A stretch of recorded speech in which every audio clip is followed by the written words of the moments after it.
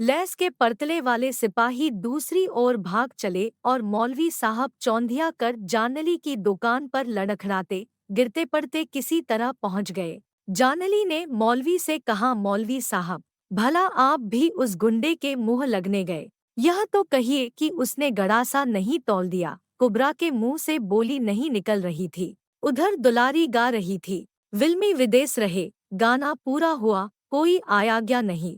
तब नन्हा सिंह धीरे धीरे टहलता हुआ दूसरी ओर चला गया।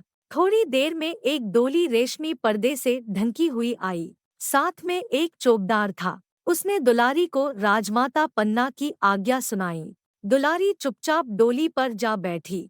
डोली धूल और संध्याकाल के धुएं से भरी हुई बनारस की तंग गलियों से होकर शिवालय घाट की ओर चली। 2 श्रावण का अंतिम सोमवार था। राजमाता पन्ना शिवालय में बैठकर पूजन कर रही थी। दुलारी बाहर बैठी कुछ अन्य गाने वालियों के साथ भजन गा रही थी। आरती हो जाने पर फूलों की अंजलि बिखेरकर पन्ना ने भक्तिभाव से देवता के चरणों में प्रणाम किया। फिर प्रसाद लेकर बाहर आते ही उन्होंने दुलारी को देखा। उसने खड़ी होकर हाथ जोड़ते हुए कहा, मैं पहले ही पहुंच जाती। क्या करूं? वह कुबरा मौलवी निगोड़ा आकर रेजिडेंट की कोठी पर ले जाने लगा। घंटों इसी झंझट में बीत गया। सरकार, कुबरा मौलवी, जहाँ सुनती हूँ उसी का नाम। सुना है कि उसने यहाँ भी आकर कुछ। फिर न जाने क्या सोचकर बात बदलते हुए पन्ना ने कहा, हाँ, तब फिर क्या हुआ? तुम कैसे यहाँ आ सकी? बाबू नन्हा सिंह उधर से आ गए। मैंने कहा, सरकार की पूजा पर मुझे भजन गाने को जाना है और यह जाने नहीं दे रहा है। उन्होंने मौलवी को ऐसा झापड़ लगाया कि उसकी हेकड़ी भूल गई और तब जाकर मुझे किसी तरह यहाँ आने की छुट्टी मिली। कौन बाबू नन्हा सिंह? दुलारी ने सिर नीचा करके कहा, अरे क्या सरकार को नहीं मालूम? बाबू निरंजन सिंह के लड़के।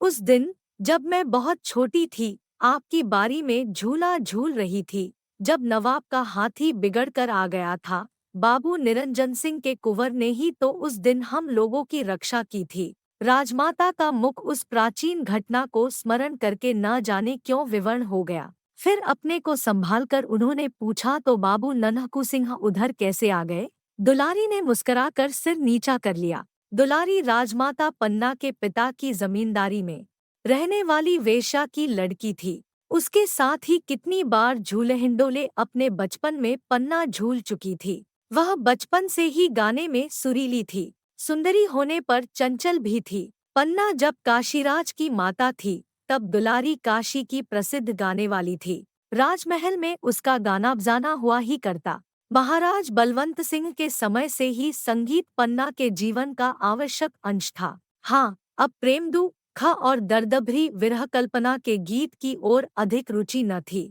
अब सात्विक भावपूर्ण भजन होता था। राजमाता पन्ना का वैधव्य से दीप्त शांत मुखमंडल कुछ मलिन हो गया। बड़ी रानी की सापत्न्य ज्वाला बलवंत सिंह के मर जाने पर भी नहीं बुझी। अंतपुर कलह का रंगमंच बना रहता। इसी से प्राय पन्ना काशी के राजमंदिर में आकर पूजा पाठ में अपना मन लगाती। रामनगर में उसको चैन नहीं मिलता। नई रानी होने के कारण बलवंत सिंह की प्रेसी होने का गौरव तो उसे था ही, साथ में पुत्र उत्पन्न करने का सौभाग्य भी मिला। फिर भी अस्वर्णता का सामाजिक दोष उसके हृदय को व्यथित किया करता। उसे अपने ब्याह की आरंभिक चर्चा का स्मरण हो आया। छोटे से मंच पर बैठी गंगा की उमड़ती हुई धारा को पन्ना अन्यमनस्क होकर देखने लगी। उस बात को जो अतीत में एक बार हाथ से अनजाने में खिसक जाने वाली वस्तु की तरह गुप्त हो गई हो, सोचने का कोई कारण नहीं। उससे कुछ बनता बिगड़ता भी नहीं, परंतु मानव स्वभाव हिसाब रखने की प्रथानुसार कभी कभी कही बैठता है कि यदि वह बात हो गई होती तो ठीक उसी तरह पन्ना भी राजा बलवंत सिंह द्वारा बलपूर्वक रानी बनाई जाने के पहले की एक संभावना को सोचने लगी थी। सो भी बाबू नन्हा सिंह का नाम सुन लेने पर गेंदा मुहलगी दासी थी। वह पन्ना के साथ उसी दिन से है जिस दिन से पन्ना बलवंत सिंह की प्रेयसी हुई। राज्य भर का अनुसंधान उसी के द्वारा मिला करता और उसे न जाने कितनी जानकारी भी थी। उसने दुलारी का रंग उखाड़ने के लिए कुछ कहना आवश्यक समझा। महारानी, नन्हा सिंह अपनी सब जमींदारी स्वांग भैंसों की लड़ाई घुड़दौड़ और गाने बजाने में उड़ाकर अब डाकू हो गया है। जितने खून होते हैं सब में उसी का हाथ रहता है। जितनी उसे रोककर दुलारी ने कहा, यह झूठ है, बाबू साहब के ऐसा धर्मात्मा तो कोई है ही नहीं। कितनी विधवाएं उनकी दी हुई धोती से अपना तन ढंकती है, कितनी लड़कियों की ब्याह शादी होती है, कितने सताए हुए लोगों की उनके द्वारा रक्षा होती है। रानी पन्ना के हृदय में एक तरलता उद्वेलित हुई। उन्होंने हंसकर कहा, दुलारी, वे तेरे यहाँ आते हैं न, इसी से तू उनकी बड़ाई। नहीं सरकार, शपथ खाकर कह सकती हूँ कि बाबू नन्हा सिंह ने आज तक कभी मेरे कोठे पर पैर भी नहीं रखा। राजमाता न जाने क्यों इस अद्भुत व्यक्ति को समझने के लिए चंचल हो उठी थी। तब भी उन्होंने दुलारी को आगे कुछ न कहने के लिए तीखी दृष्टि से देखा। वह चुप हो गई।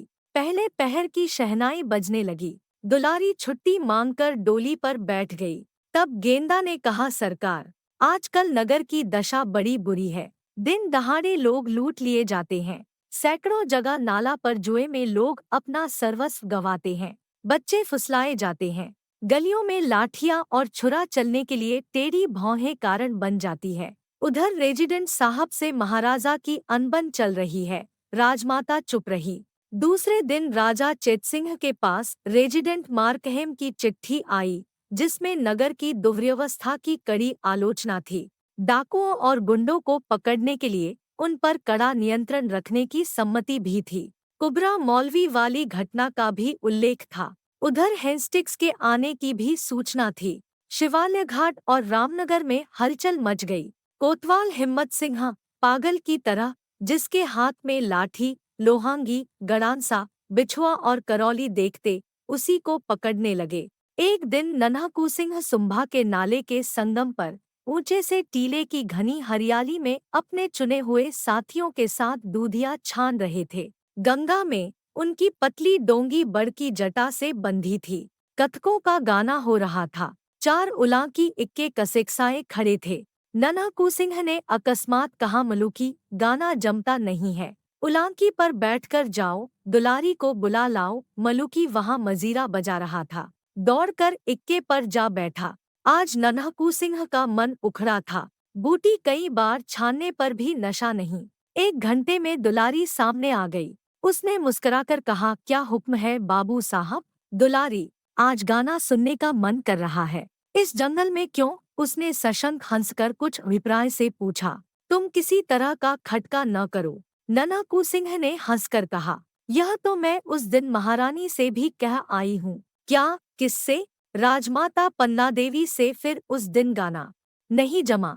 दुलारी ने आश्चर्य से देखा कि तानों में नन्हा की आंखें तर हो जाती है। गाना बजाना समाप्त हो गया था। वर्षा की रात में झिल्लियों का स्वर उस झुरमुट में गूंज रहा था। मंदिर के समीप ही छोटे से कमरे में नन्हा सिंह चिंता में निमग्न बैठा था। आंखों में नींद नहीं, और सब लोग तो सोने लगे थे। दुलारी जाग रही थी। वह भी कुछ सोच रही थी। आज उसे अपने को रोकने के लिए कठिन प्रयत्न करना पड़ रहा था, किंतु असफल होकर वह उठी और नन्हा के समीप धीरे धीरे चली आई। कुछ आहट पाते ही चौंक कर नन्हा सिंह ने पास ही पड़ी हुई तलवार उठा ली। तब तक हंसकर दुलारी ने कहा, बाबू साहब, यह क्या? स्त्रियों पर भी तलवार चलाई जाती है?